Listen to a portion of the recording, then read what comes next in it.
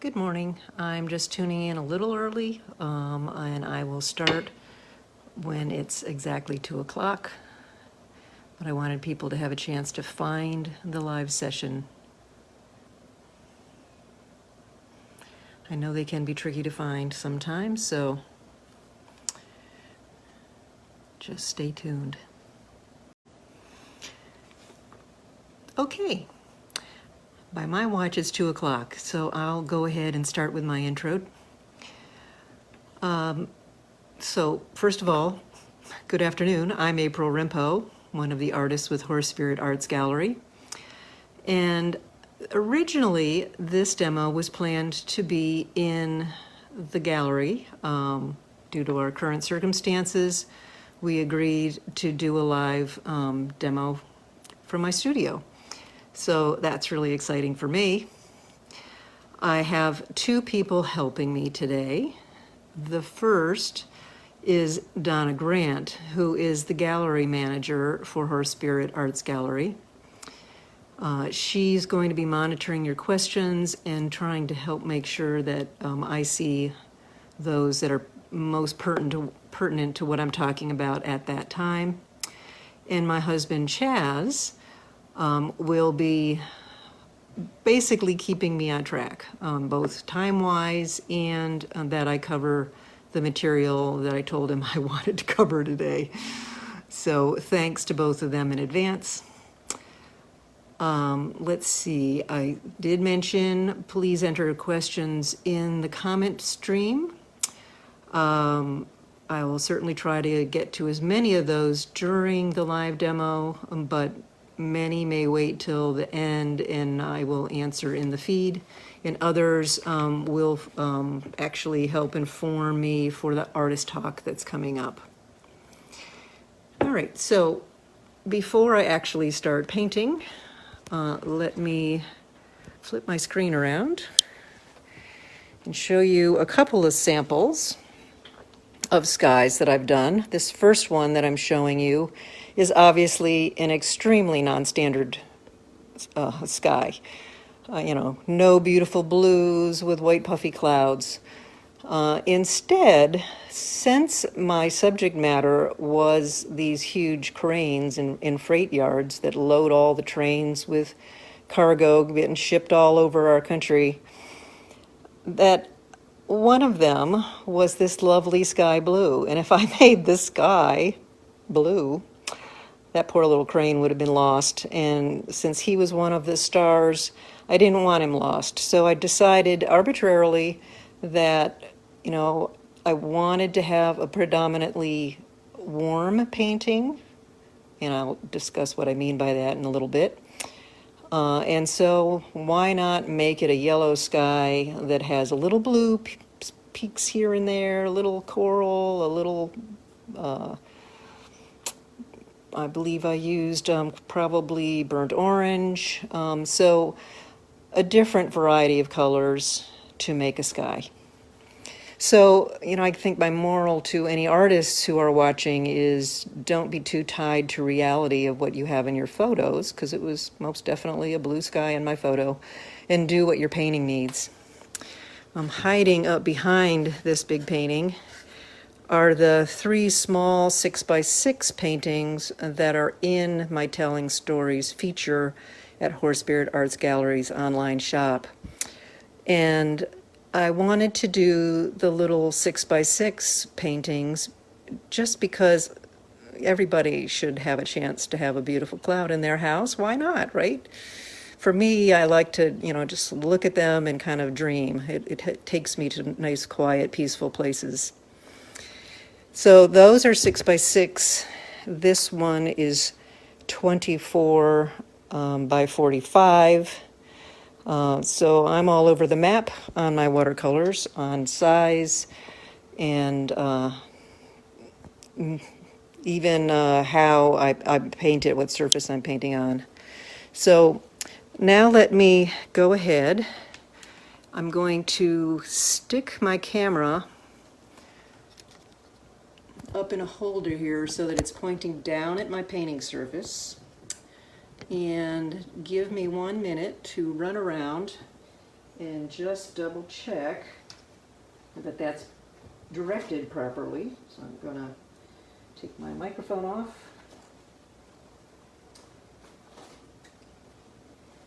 And I will, okay, now we got it.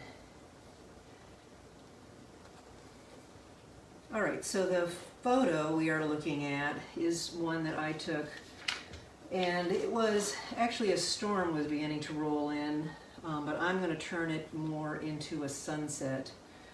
And the other painting that I will be working on is right center of the daytime. So for those of you who have taken my Painting Nighttime Skies, this is a very different demonstration than what you saw.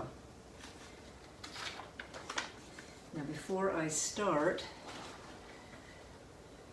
I wanted to talk a little bit about the colors that I'm going to be using.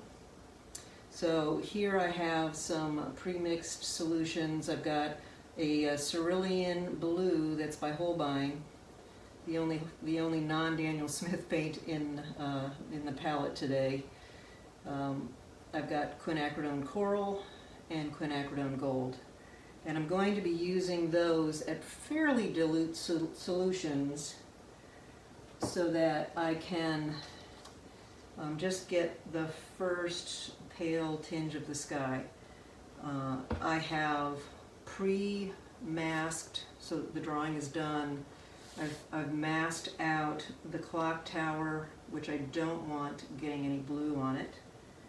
And I've masked out the roof line, but I am going to let paint, in fact I will intentionally do some painting down on the building in order to make sure there's color continuity between what I'm doing in the sky and the building. Now the building, I will not be developing any detail today, but that's part of my standard process, is I want to get paint on most of the painting with the exception of a couple things I have masked off.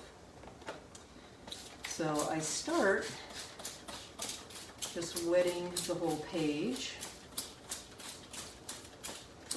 and I'm going to tip the board here for a second so I can have the water actually run off the bottom. Some of you know I like to have drips in my paintings, and the paint will follow those drips. So now I want it to be smoothly wet, so now that it's at least partially wet, I'm just coming back with a soft Hake brush and I'm going over, go over the surface of the front of the building.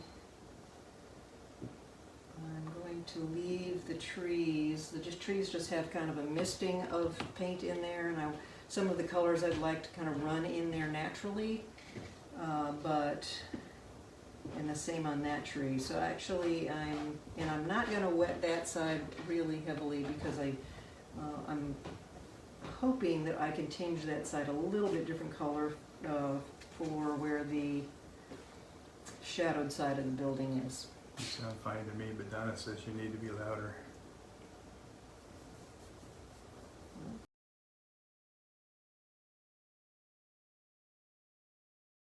I've shown you the reference, the drawing, I've wet the paper. The colors are cerulean blue, quinacridone coral, and quinacridone gold.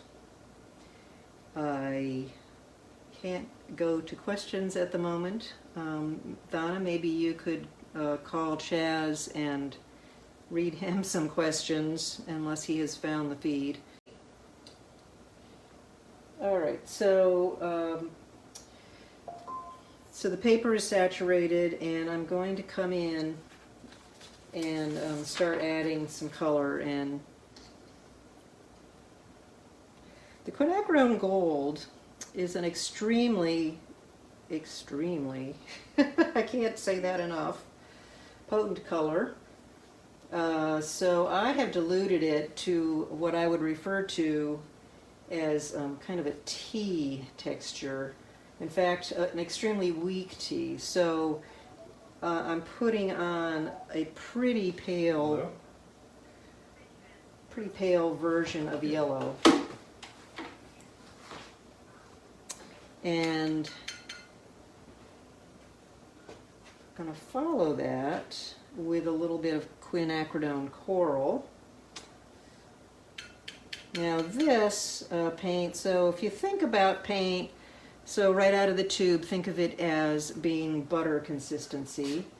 And if you add a little bit of water to it, it kind of gets to a creamy consistency. You have a question. Oh, I have a question. All right. Where is your studio located? Ah, my studio's in my home. Yes, I should have mentioned that earlier. Which is in Dayton, Maryland, a little tiny community. And I guess that's probably all I have to say about that. So I now have a little bit of the quinacridone gold, some of the quinacridone coral. You can see it's kind of running down the paper, and that's fine with me. And in this area here, there's some gold and coral that have mixed together. I'm going to actually add a little more of both of those and bring them across here. And then when you add blue to those two color combinations, you get these wonderful grays.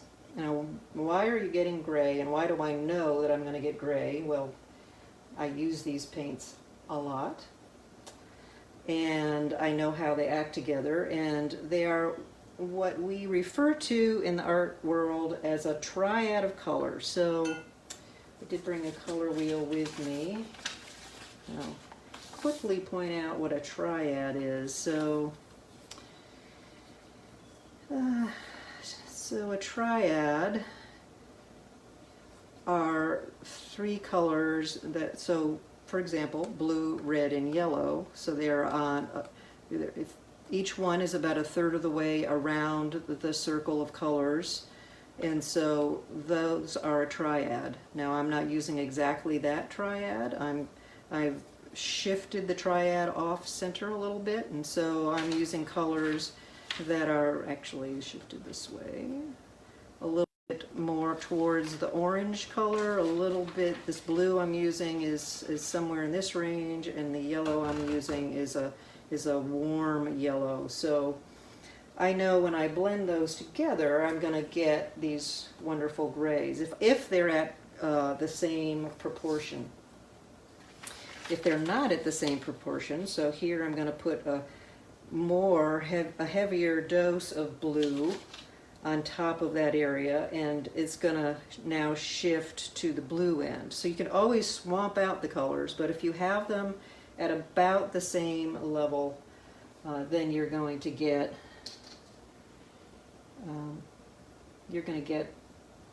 a gray. Now you'll notice I'm not going all the way out to the edge of the paper. I actually have a painting that's designed, I don't think you can probably see my pencil lines, but it's designed to be this narrow. So I'm going a little beyond where I intend to crop the painting down into, but not totally crop it.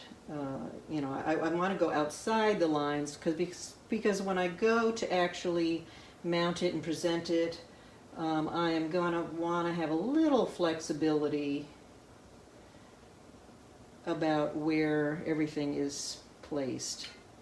And I do want to have a little bit more gray. Whoops. I was trying to pick up all three colors at once, but we'll do this a little at a time. I want to have a little more gray coming across here. I didn't get gray because I didn't have enough of the... Alright, so we'll start with an orange. Pretty good blend of those two, and then bring the blue in. And now we have a gray here, and I want some of that gray coming up this way.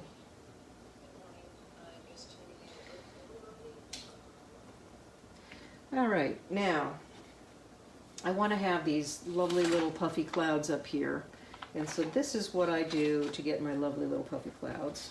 Actually, I'm going to sup up a little of this paint so it doesn't run back into the painting.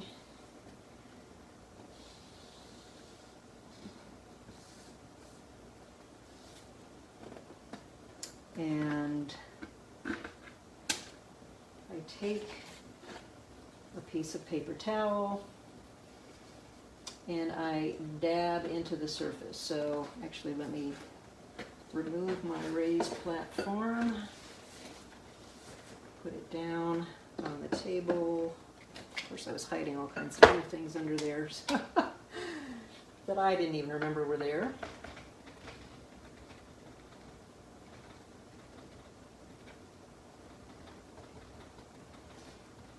And now I am just dabbing where I want to lift the clouds back out. And it doesn't have to be exactly like the painting or like the original photo, but I like that photo, so I'll go ahead and make it fairly close to what we see in the photo, which you may or may not see right now. So let me bring this over as a reminder. Now, down here, I'm just going to do a little lifting as each of these little pieces of paper gets wet. I have to switch to another one. And I want to have a little bit of brightness in there, maybe a little bit, another little cloud here. And that is pretty good for the clouds. Now I'm going to have to continue to watch those as I paint, because the paint's very wet and it likes to move all over the paper, and so it's going to gradually try to migrate back into those white areas. Even though I am partially drying the paper as I do this dabbing, it's not a perfectly dry. The paper was extremely wet when I started. So while that is setting up and while I'm watching it, I'm actually going to go down here and add a little bit more to how I'm planning to do the building. Now there's a bunch of trees down here, and certainly there's a lot of yellow in trees, so I'm going to go ahead and let the yellow drift down there. What type of paper are you using? I'm using, you can speak out loud. So the question was, what kind of paper am I using? I almost always use Arches 140-pound paper. That's just the paper I like. And so most of my paintings on watercolor paper are on that particular surface. Donna can't believe it's not buckling or stretching. She can't believe it's not what? Buckling or stretching.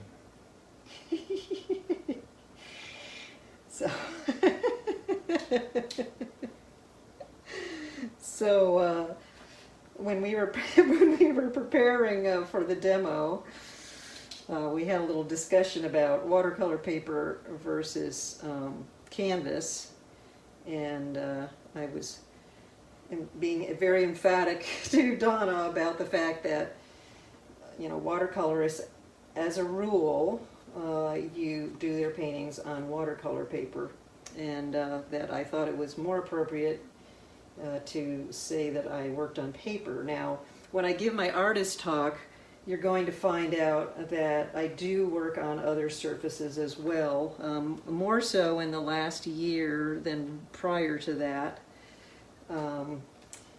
And so after I gave her this very hard time about, the word canvas is just not correct when you're talking about watercolor,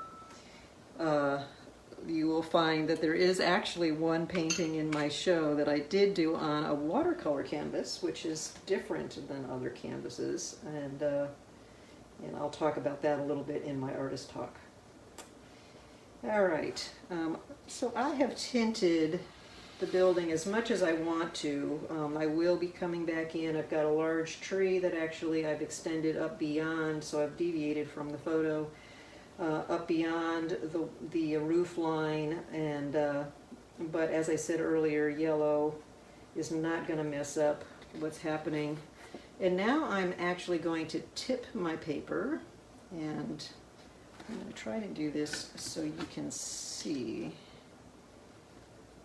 Now, some of my initial spraying has dried up, so I'm going to spray this and encourage drips. That's my personal thing I like to do, especially on the first wash, is have a few drips off the bottom of the paper. It's sort of my nod to don't forget I'm working watercolors.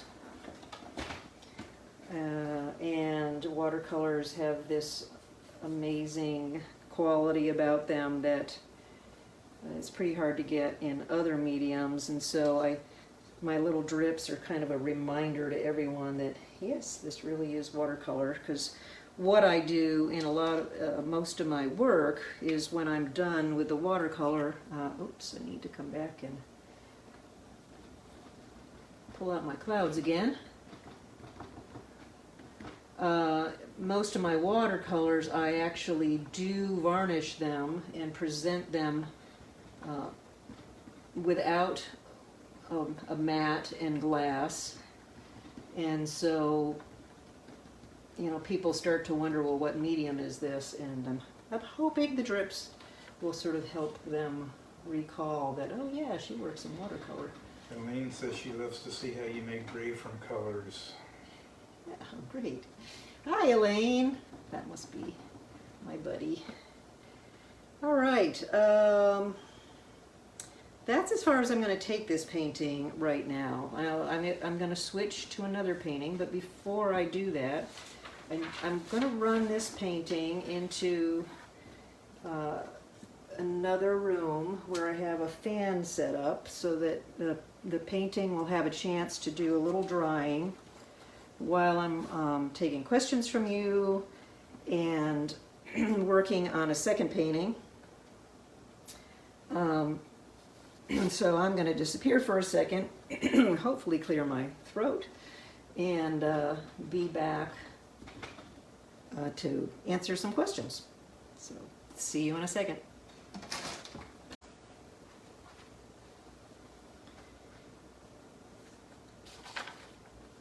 All right, I am back. I'll go ahead and put the other painting up that I will be working on, just so you have something to look at while we're talking. But let me take some questions if there are some. So I'm going to also check to see if I can now get back into the live stream myself. Jazz or Donna, if there's...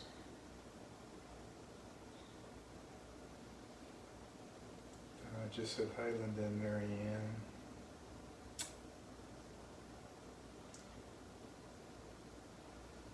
I'm not sure exactly what that means. I know Linda and Mary Ann, so hi to them from me too. All right, well, I've scrolled back to see if there were any questions on that first video, which I can tell most of the people were unhappy because the picture was not truly in screen. I'm hoping that it is in screen now, since I haven't been able to look at my iPhone to check. Let's see. I do see there's one question here about the tape that I used to do my masking.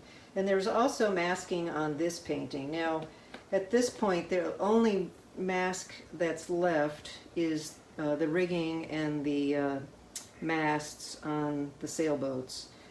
There was a lot of well, there was spot masking. There was also masking down here in areas that I wanted to retain white. I did not do any masking in the water down in the water area, which hopefully you also see. There I was just painting around where I wanted the reflection of the masts. But I used just plain old hardware store masking tape. And actually,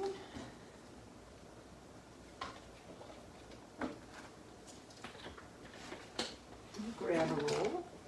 Theramore says hi. Hi, Tira. Carol asked you to move the painting up and you are sideways. Up like that, I assume she means. So you seeing it now? No, Oh, yeah. all I can find is a recording still. Yeah, me too. So we're bemoaning the fact that neither of us can see the live video right now. So this is just plain masking tape from the hardware store. It's just a 3M general use masking tape. And so recall there was a drawing on here before I painted. And so you just, when you lay the masking tape, well, let's just find a spot anywhere. Okay, when you lay the masking tape on your paper, and I will lift this, hopefully still in the camera view. Now you're seeing where the paint is, but when there were pencil lines, you can see the pencil lines also. And so then I use... Harold Walpert wants to know what size paint tube you use. Okay, I'll get to Harold in a second. So then I use a snap blade, also, like $1.20 from the hardware store. And I will cut along the line where I need to mask something out. And in this case, there was a lot of little tiny line masking. So I would put down masking tape and I would cut along the two sides of where I wanted the cables to run, and or where the masts are, and very gradually cover up the areas I wanted to retain white or that will be very pale in color at the end of the painting. And it was just a lot easier to not have to try to paint around those. I can't imagine doing a sky and trying to paint around all of this rigging. I couldn't do it. So that's the masking, and to answer the masking question. What was Harold's question again? What kind of paint tubes do you use? Ah, yeah, so I use Daniel Smith watercolors almost exclusively. I did mention earlier I happen to be using a Holbein cerulean blue, and the reason for that is cerulean blue's like the only color in my experience that what you get as a color from Holbein and what you get for a color from Daniel Smith or any other manufacturer are all very different. And I have found that I just like the end result I get with the Holbein color. The Daniel Smith one is a little tiny bit, has a look that's towards a slightly greener blue. It's still a blue, and it's not mixed colors, it's a single pigment. But what they get as their raw pigment is a little different than what Holbein gets. And so I have just found I like the Holbein when I'm doing skies. I use the Daniel Smith paint otherwise. And I do buy 15 milliliter tubes almost all the time. Occasionally I'll buy a larger tube, but seldom. I almost always buy this size tube. And you see that I have these larger puddles of paint, and I just squeeze a bunch of the tube into these little containers, and then I add water very gradually, and I use the back end of a brush and I stir it until I get the paint to the consistency that I want. So I had started to talk about that earlier. Add a tube is butter, a little bit of water, I refer to as kind of cream consistency. So if you just think about, you know, these food items and how viscous those are. If you add a little more water, you're kind of at a milk. If you add a little more water, you're at tea. And because of some colors being extremely strong, I will add more and more water. So in this painting that I'm going to be going to next, I'm going to be using a phthalo blue as part of my second wash. Now, phthalo blue is a staining color, whereas these other colors that I've been using are all very easily lifted. So phthalo blue is a very scary color for me, but I have learned that if I want to have some strong color in a sky, that if I make an extremely dilute mixture of phthalo blue and add that as a wash, that the results are really wonderful. Now they're also risky, so a little surprised that I was willing to do this live today, but yeah, I'm going to be using a phthalo blue, and then let me locate my source for this painting. Yeah, so you can see in the original painting, it was just a blue sky. There were no clouds at all out that day. But I wanted something a lot more interesting than that. I've done other paintings where I had the sun streaking down through the clouds, and I thought that having the angular clouds coming in at a different angle than the rigging and the masts would really add a lot of very interesting highlight in that region of the painting, because to me, that's almost the most beautiful part of a sailboat.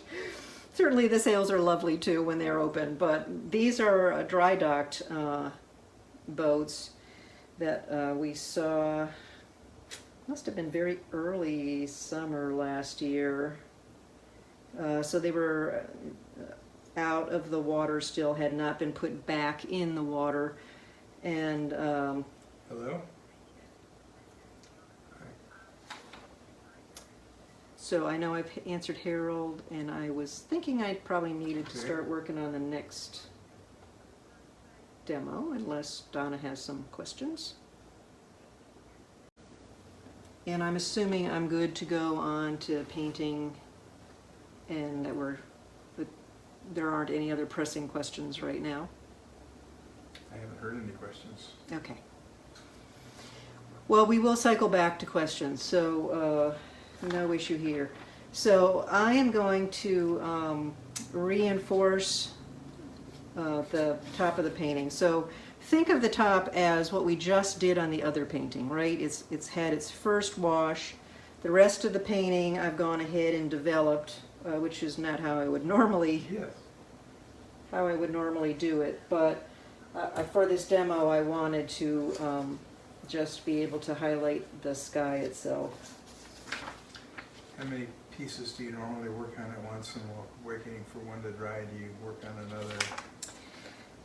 So the question that I was just asked is how many paintings I work on at once. I have many of my artist friends who work on lots and lots of paintings at the same time. I do not do that.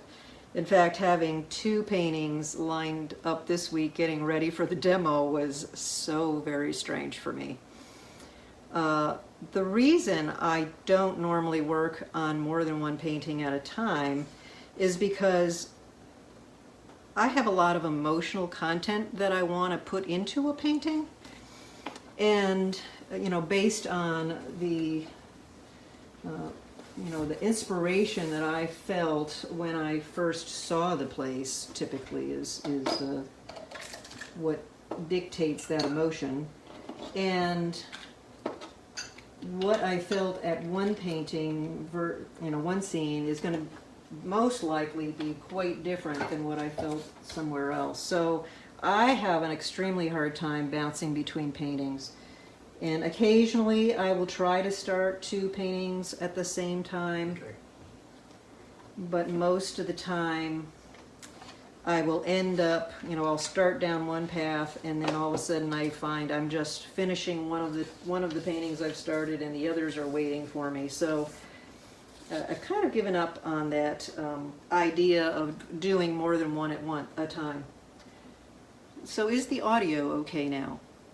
I know that I cast a shadow a little bit on the painting when I'm standing, but it gets me closer to the phone. The audio's fine now? It's fine to me. All right. All right.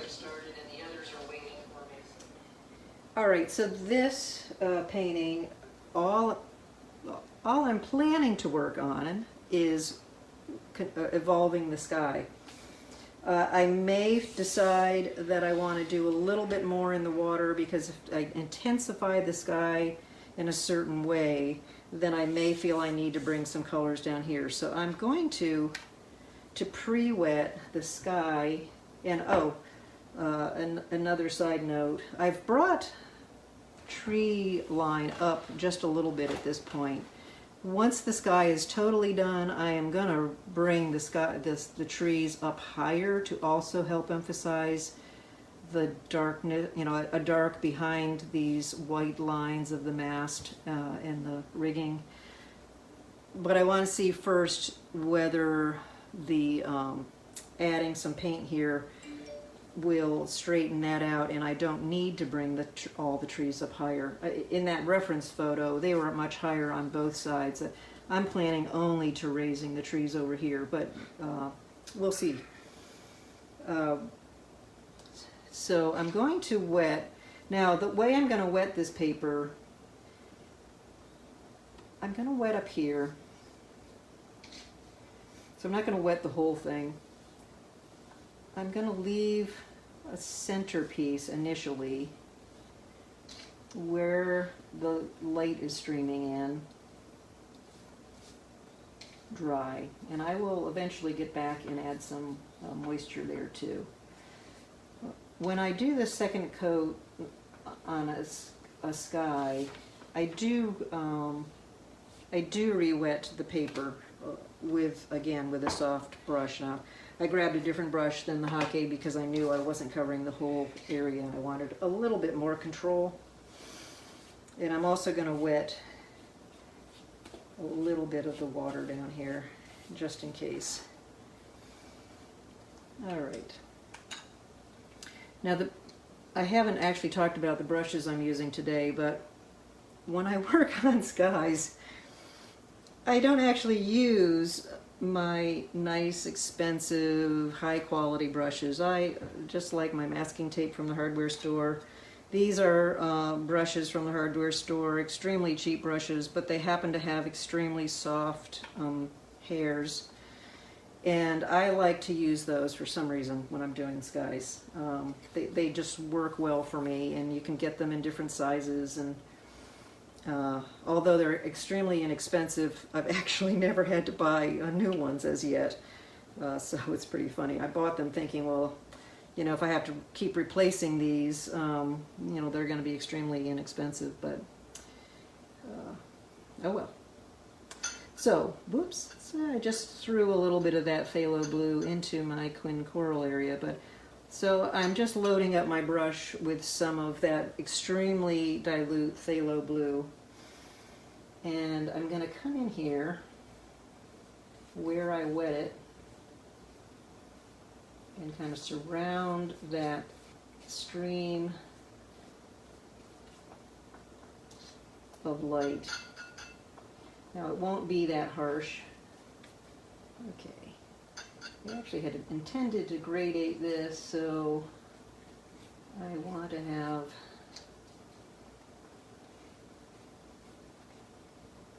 the color a little bit more intense over in that corner, and I'd have a little bit of a lavendery mixture made with phthalo blue over here in this other segment, and I'm going to actually just use that over here.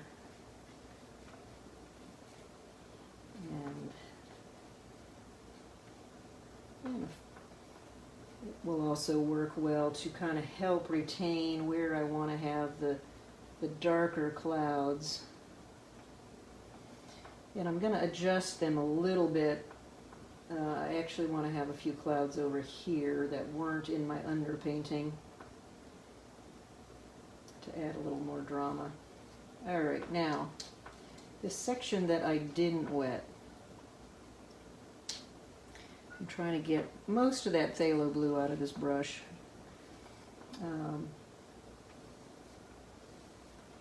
going to come down along that line so it's not a hard line, super hard line, and then I'm going to bring, actually for this I'm going to grab a little bit higher quality brush. So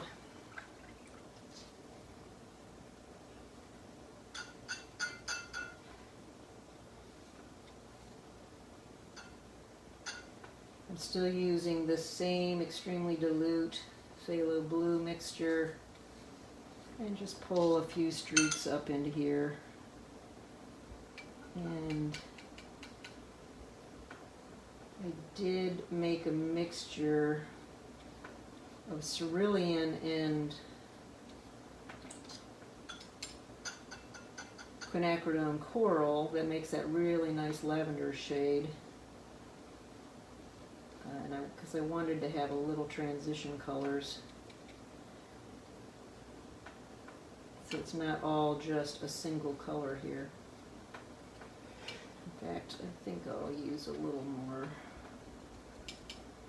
This is actually the cerulean blue and quinacridone coral is the color blend that I had used originally when doing these clouds.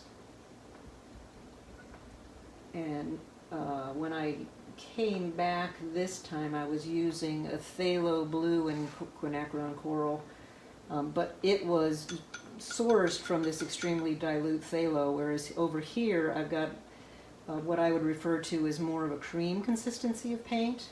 So when you add a creamy paint on top of an extremely wet area, it's not going to run and flow like an extremely wet paint. So that's why that first darker violety color that I put on here had kind of dissipated, because it was the same, it was equally dilute as the phthalo blue I was using, and that phthalo blue, I mean, it was just dissipating. Now, because this is phthalo blue, you may notice that I can't lift that as well. So the little stripes down here are a little bit disappearing, but that's okay, because as the lights pour through the cloud, you get, you know, these really distinct lines up towards the top of the clouds. But as they work their way down towards the earth, you know, they do dissipate.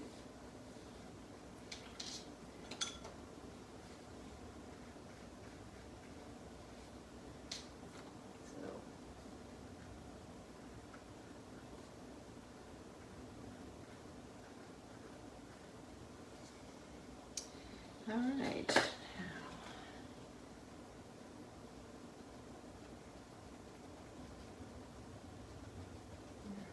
be able to lift that one back up a little bit. I do want to have these lines coming in at the different angle than the masks, so I think that is pretty much what I wanted to show on this. Now, let's go back to that completing the thought. So if I have used this darker blend up here, are the reflections down here okay? And I would say for the most part they are, but I'm going to add just a smidgen, since I don't believe in fact I know I didn't use any phthalo blue when I did the water. I'm just going to use a little bit on here. Just re-strengthen the water section where we're not getting the tree reflections and the everything else, so that's enough. All right, so let me stop for questions again. Well, if there are not more questions right now, then I'm gonna go put this in the other room and retrieve the other one. Now, I'm gonna check the other one to see how dry it is, and if it's not as dry as I feel I need it to be before I do the second pass on that sky, then I'm going to use the hairdryer, so you may hear some hairdryer noise in the background. So let's assume we're taking about a 5-minute break, and then when I return, so let's see, right now my watch says it's 3:07, so 5 minutes would be 3:12 on my watch. But I'm going to obviously leave the feed running. So I will talk to you again in 5 minutes. All right, I'm really glad that some of you were able to find where the new live stream was. And have no idea how I managed to switch from broadcasting to my own personal page as compared to the Horse Spirit page, which was certainly where I wanted the demo to be held today. So I'm glad that you were able to find the rest of the video, and hopefully you will share some comments with me as we continue along. All right, so the plan is that I'm going to now wet down this guy. Now I'm going to use, let's see, probably will not be using those paler colors. And so let me talk about pigments for a little bit here. So all of these three colors that I've been using all along, the cerulean blue, the quinacridone gold, and the quinacridone coral, are what we refer to as light value colors, meaning that they are not very dark. If you want to have something that's really dark in your painting, you really can't get these colors to go there. And actually I have a chart I'm going to pull over.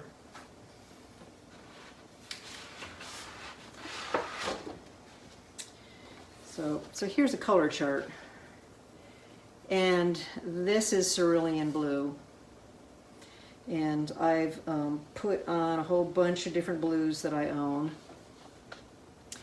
and the three different versions for each color. So each row here is its own color, and so this one had just a little water added, here was a little more water added, and here was a lot more water added, and for each of these. And you can see that on some of these colors, these are extremely dark colors when they're fairly pure from the tube with just a little water in them. You can dilute them and get them very pale, but they're very intense as they first come out of the tube. This is the phthalo blue that I've been using, and so if you use a scale from 0 being the white of your paper, 10 being the darkest, like think of as black, this particular color swatch here, this is like an 8 or a 9 on that spectrum of how dark it is. The phthalo blue got up to about a 7. The cerulean blue can't get past a 4. It's just a light color. The quinacridone coral, which I also have here, is also very light. It doesn't get much past a 3. And the quinacridone gold, which is here, if you use it extremely intense out of the container, then you can get to a 5, but again, you're not going to get to a dark color. So when I work a painting, I typically will have colors that are very light colors. They don't get dark. And that's where I start my painting. Watercolorists like to preserve the white of the paper, and we also work from light colors to dark colors. And the reason for that is our paints are transparent, and if we had a dark color down and we wanted to get back to light, well, we can't put a light color on top of dark and get to light. We're still dark.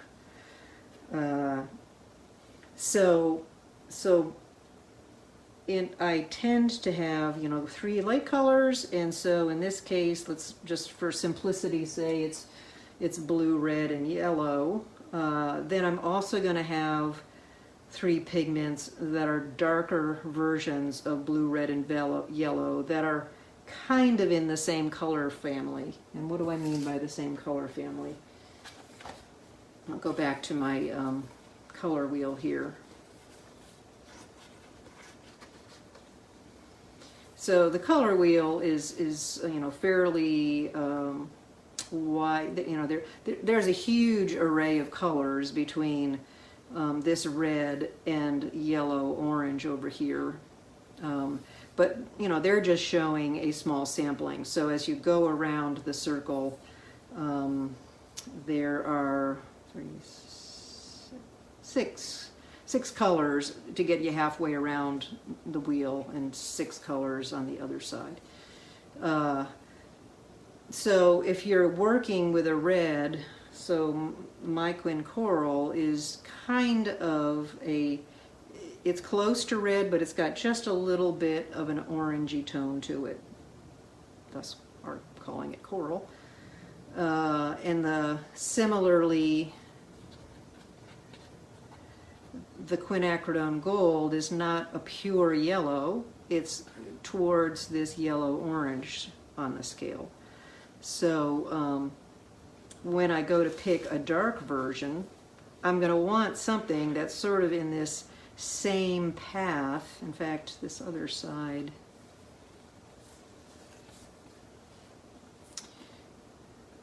if you stay in yellow orange and you add, you continue on inward, you can, you're looking at darker pigments that are in that same family. So, long story, just to get to the fact that the phthalo blue is a dark, think of it as a dark version of cerulean.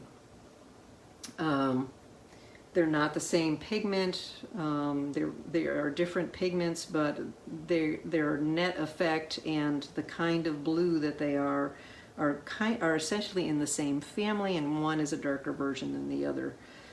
For the quinacridone coral, often I will use an alizarin crimson red, which I'm not going to probably use in this painting, but this segment, if it wasn't extremely dirty right now, that is alizarin crimson red, which hopefully I've got in the camera. So it's a much well, we're not there yet. We're not there yet. So it's a much darker version of that same family of reds. And similarly, for the quinacridone gold, I would probably go more to a quinacridone burnt orange, but again, I don't want that color in my sky. So mostly I'm going to be relying on the phthalo blue, like I did in the last one. I am gonna, instead of mixing the 3 colors in order to make a gray, I'm gonna use a gray that I already pre-mixed, and I did some testing with that color prior to the demo. And this swatch right here is the gray that I have mixed. Now that is a mixture of a paint that's called Indanthrone Blue, with a permanent orange, and this actually is a permanent orange. So they happen to be opposites on the color wheel, and when you bring them together, depending on your mixture level, you can get to a very neutral gray. And so I have pre-mixed that. I think I'm going to want some of that in this painting, and I may also, actually let me wet. This is the Indian Throne Blue over here, and I may find I want to use a little of that.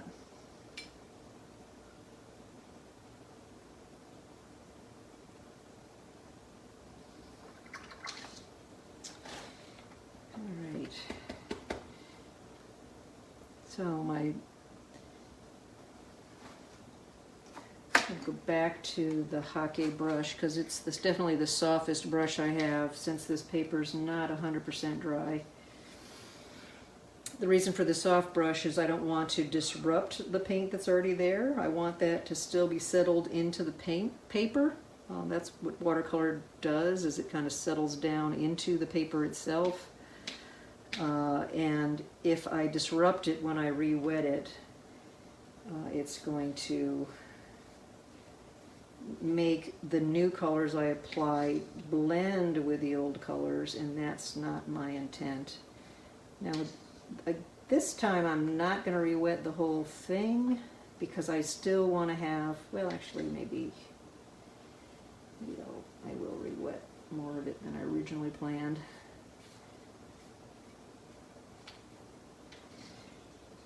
Some of it I want to retain this really nice pale blue sky up here and have the sunset effects happening down in the lower regions. And in this case, I'm now working flat. I don't want the color running down into the bottom where the building is. That will be worked independently. And all right, so let me go ahead and get started. And it's going to start much like I did on the other painting. I am going to start with the cerulean blue, and I'm actually going to use that to reinforce this really pretty blue sky up here.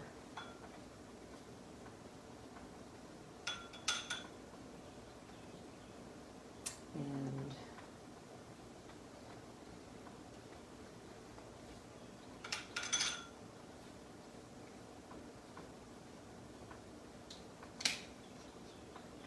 actually, so I don't end up with hard edges, I do need to,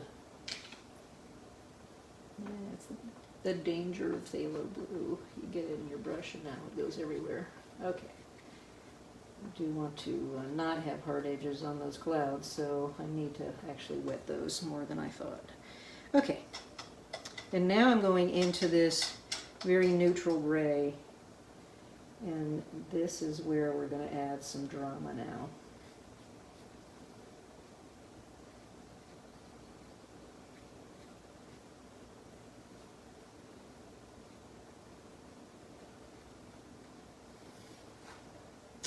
Actually, I think I want a little of this up here too.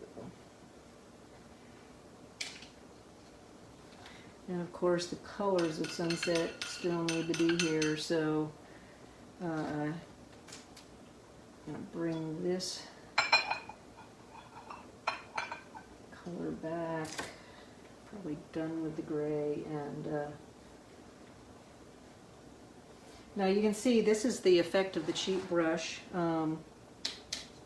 A hardware store brush does split, but because watercolor paint runs, it will actually bleed together.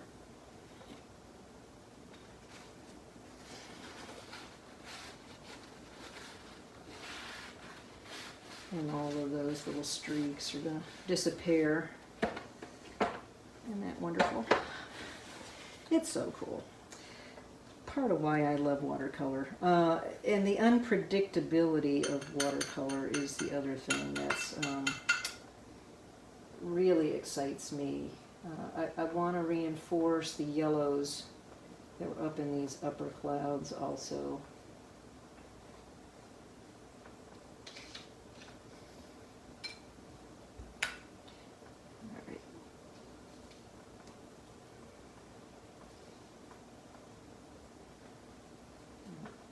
I don't want them to be super harsh up here because I still want that nice soft cloud above where the sunset is happening.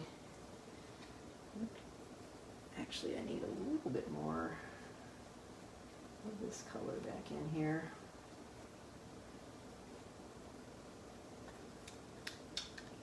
This is sort of, I find, where you have to be a bit fearless and kind of trust in the watercolor paint, because, you know, a lot of people would be really frightened to add such an intense color on their painting, and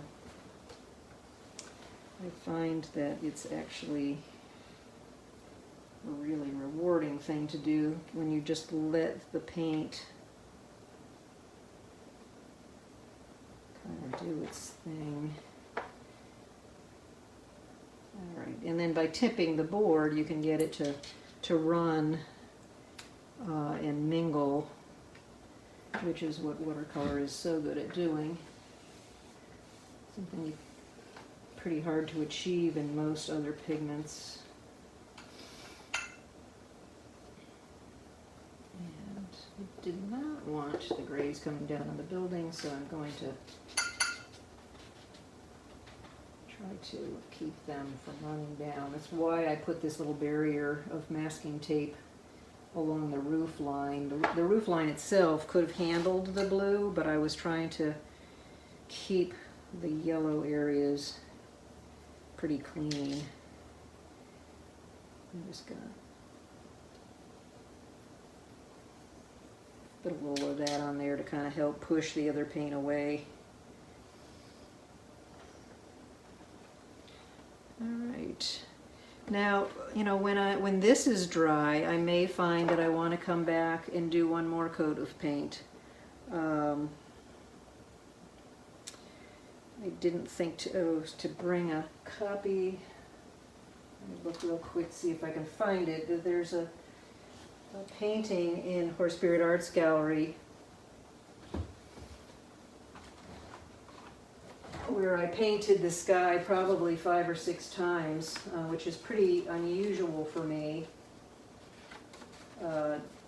Normally I'm a 2-pass, maybe 3 kind of painter when it comes to my watercolors, because I like the spontaneity and I like the look of the spontaneity. Actually, I might be able to find it. And what I'm looking for is when I get my paintings scanned, so I can have high resolution images of them. And the proofs of those images are fairly small. They're typically 10 inches long in the longest dimension. So this is quite a large painting. I believe it's 20 by 60. And this painting, I redid that. I did an initial glaze.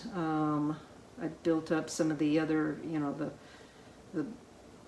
the prairie area and the rest of the horses and the whole scene pretty much. And then I came back and I did, I wet the sky. Actually, I wet the entire surface of the painting down, and I brought in another layer of nice pale colors.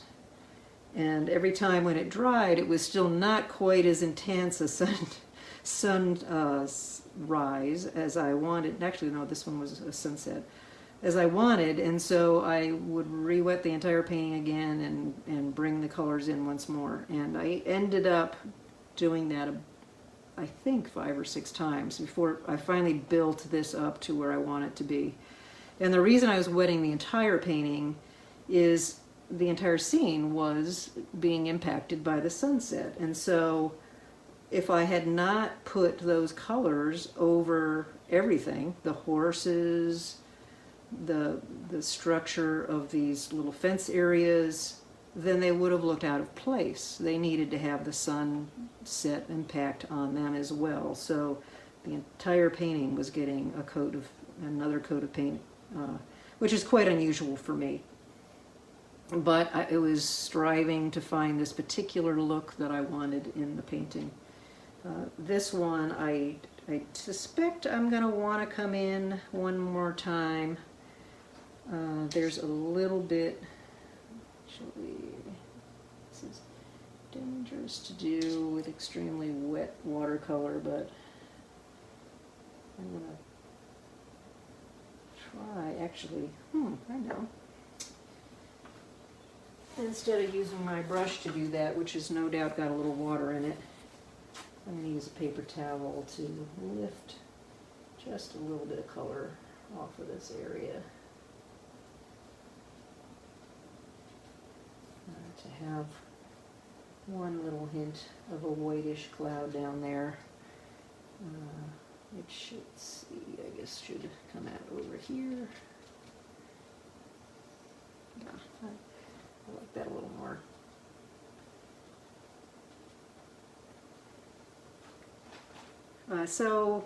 I'm pretty happy with, actually I'm losing my little white clouds up here, so let me see if I can lift those back out. I may have waited a little too long while I was talking. I think we can still, no, it seems to still be working. And you'll notice I kind of rotate my hand while I'm doing that because I want it to be irregular edges.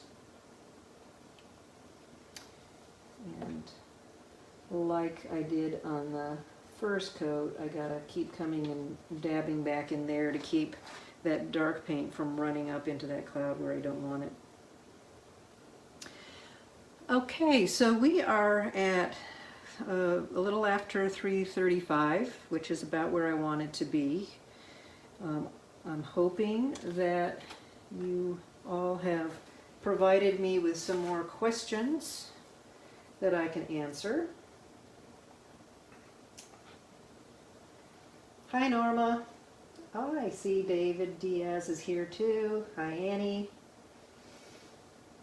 Will, Kathy. Yeah, it's great to see all of you. Janet's here. Marie. Oh, another Ann. Well, hello to both Anns. Betty. This is really nice to see everyone. There's Donna. Okay. And Harold, I've talked to a little bit earlier. Carol. Jean. Awesome. Let's see. All right. I like Betty's comment. She said she thought this method is challenging, so we're going to have to use our patience. And you know, that's something about watercolor is, it kind of takes a long time to get comfortable with this medium and get to a point where you're willing to take some more risks. And certainly when I started doing watercolor, I was not doing skies, anything like this. And once I was more comfortable with the medium and the techniques that you use with the medium, that was extremely freeing for me, because then, I mentioned earlier that I tend to work on one painting at a time. Once the medium was no longer the problem, it allowed me to then start, having more of myself in the paintings, integrate more what I was feeling about the place, and set mood in my paintings that I couldn't do earlier when, I was still really learning techniques. And just getting the likeness of things was, the thing that was the real battle. One other thing I forgot to mention earlier. So in this building, in the clock tower here, I have little tiny cutouts where you can see through the, through the windows, which are up in the clock tower. You can actually, some of them are aligning with each other so that the windows on one side are aligned with the windows on the other, and you can actually see the sky through them. So I cut out all of these little tiny windows, maybe a little easier to see in the blue area, so that as I painted the sky, those windows were also painted. In this region, they're in this pink color, and so they're a little bit harder to see. Once I remove the masking tape, which will happen after I'm happy with the sky, then I'll start to paint the clock tower and develop the rest of the painting. Actually, talking about developing the rest of the painting made me remember that I do have my tree coming up here. And I'm actually going to cut some of that tree shape out now, so that when I come back and I start adding the greens, they're not, down here, they're over, this tree is over a building that so far only has the yellow tones, whereas up there they would be competing with the darker sky area. So by tapping out some of that right now, which is a fun thing to do actually when you're doing night sky paintings, is you can pull out trees in your dark sky. Anyway, that's gonna help. I'm still getting a little bit of an edge I don't like happening here on this edge, so, oh, that's better. Okay, all right, used a little different stroke on my drawing. All right, are you seeing any additional comments, Jazz, that I should be answering? No?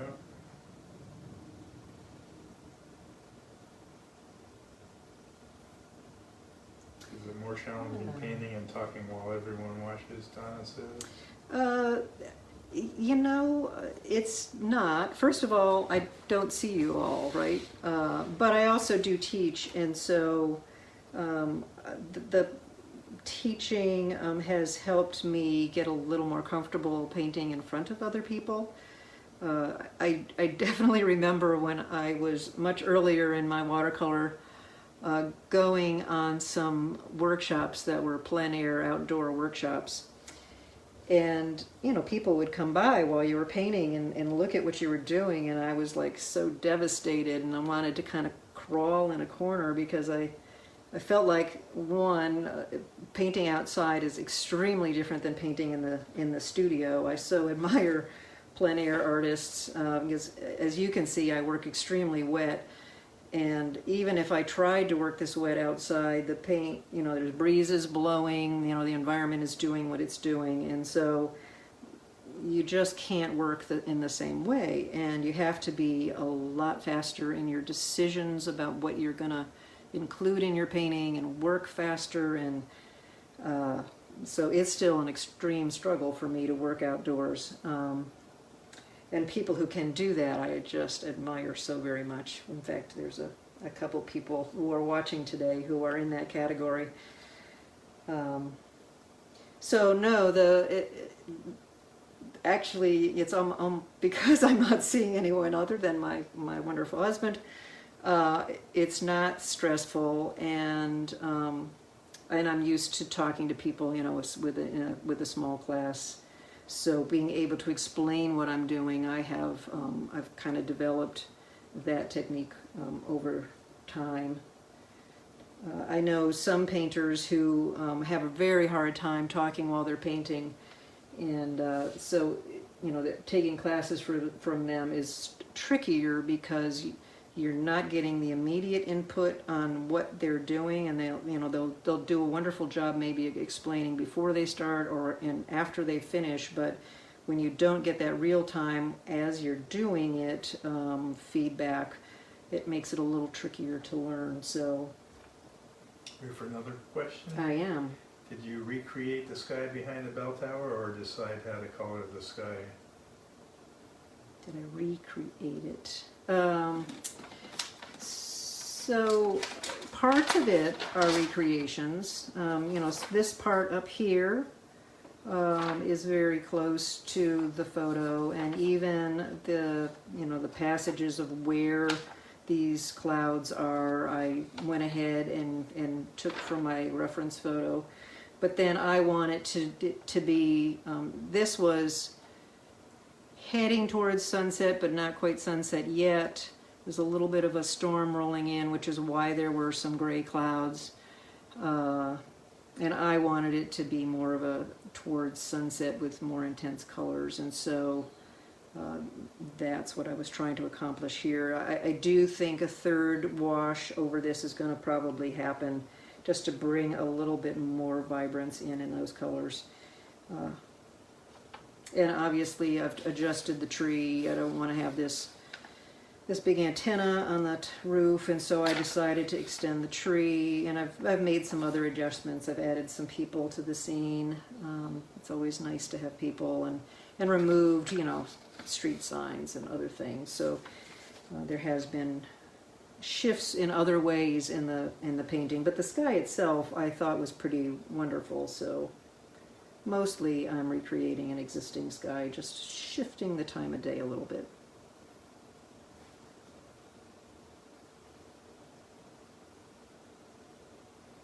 Deanna Williford says you're doing a great job. Hey, Diana. It's good to see you, Deanna. And Sandy's here, Angela. All right. All right, well, it's almost 10 to 4, so let me do a little bit of wrap up. Gotta pull out my sheet here, make sure that I have mentioned things, everything I wanted to mention. All right, well, you know, I just want to start with, maybe I should take the phone down. Judy Jones-Wisniewski says hi from Wheaton. All right, let me rotate back to me. Okay. All right, I'm going to sit down again. Whoops, after I move all the stuff I put in my chair.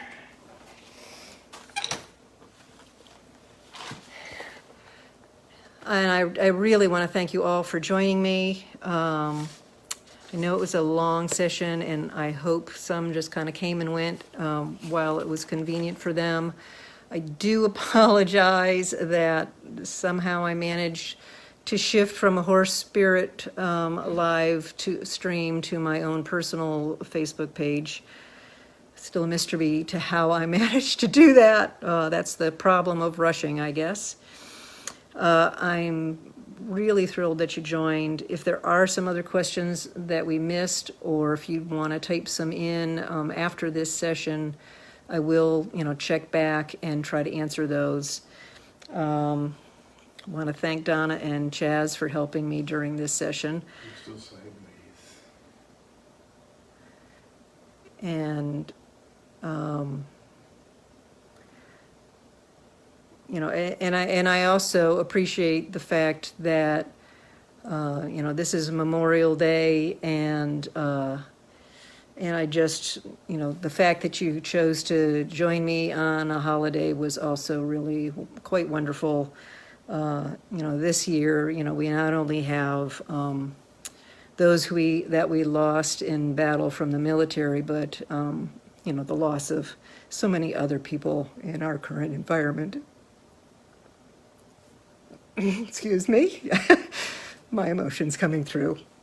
I will also work some other questions, I hope, into my artist talk. We have that scheduled for Friday the 29th at 7 p.m. Eastern Time. That one will definitely be run through the Horse Spirit Arts Gallery Facebook page. And so I welcome you all back to that, and thank you so much for joining me today. Jeremy says hi. Oh, my son has joined us. Hello to Jeremy. And with that, I'm gonna sign off. Well, I guess I could do one more quick scan here.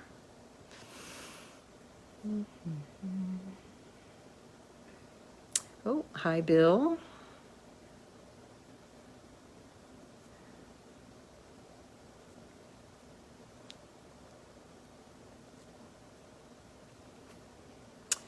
Hi, Monica.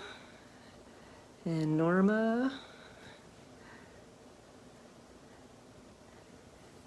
And I see Colleen is here. Really nice to see everyone. Thank you so much. All right, well, I don't see other questions, so I'm going to just sign off. Thank you so much for joining me.